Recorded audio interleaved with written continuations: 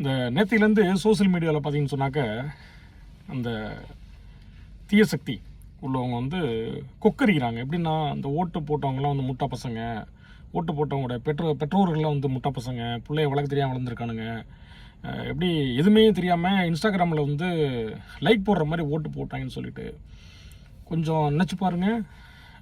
நீங்களும் சரி, உங்களுடைய தலைவர்களும் சரி, இன்றைக்கி வந்து சட்டமன்றத்துக்கு கூட போக முடியாத சூழ்நிலையை உண்டு பண்ணது யார்?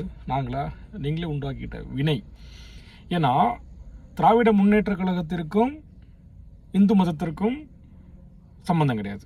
திராவிட முன்னேற்ற கழகத்திற்கும் தமிழ் மதத்திற்கும் சம்பந்தம் கிடையாது. திராவிட முன்னேற்ற கழகத்திற்கும் வேறு மற்ற மதத்திற்கும் சம்பந்தம் கிடையாது. அப்படி தானே?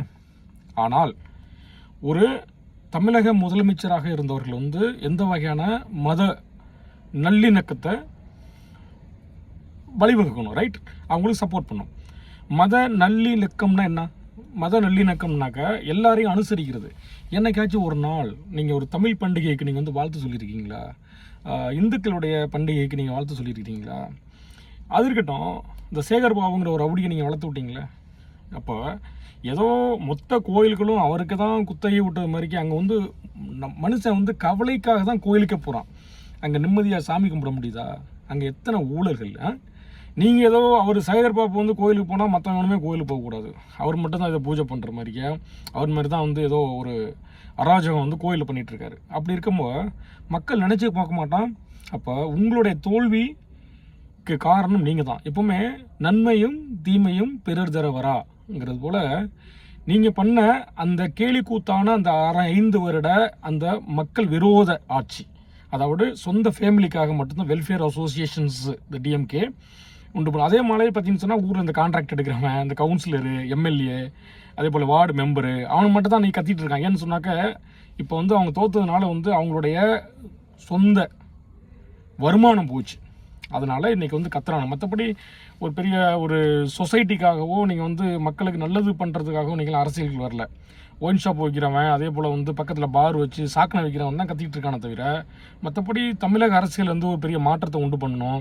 இன்றைக்கி வந்து வேலைவாய்ப்பு இப்படி இருக்குது, அதே போல் என்னென்ன இன்றைக்கி வந்து ஒரு கல்வியை பற்றி என்ன ஒரு புரிதல் இல்லாமல் இருக்குது. இப்போலாம் ஏஐ டெக்னாலஜி வந்துருச்சு சார்.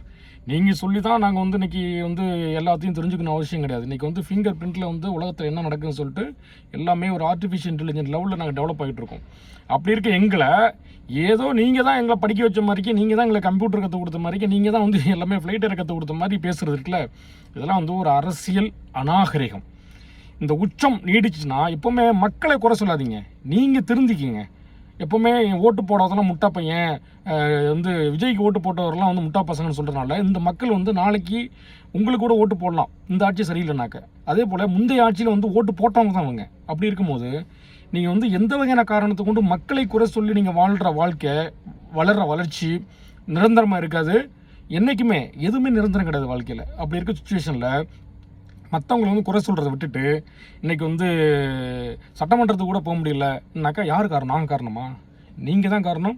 உங்களுடைய அராஜகம் காரணம், உங்களுடைய தப்பான புரிதல்கள் காரணம், கொள்கை கோட்பாடு அதெல்லாம் குப்பையில் போடுங்க சார். யாருக்கு வேணும் உங்கள் கொள்கை? கொள்கையோடு நீங்கள் இருக்கிறீங்களா? நீங்கள் கொள்கைன்னு சொல்லிட்டு உங்கள் வீட்டில் வந்து என்னது ஒட்டக பூஜை பண்ணுவீங்க, இதெல்லாம் பண்ணுவீங்க. அப்போ வந்து எந்த கொள்கை, எந்த கோட்பாடு, எதை நீங்கள் வந்து ஒழுங்காக ஃபாலோ பண்ணியிருக்கீங்க?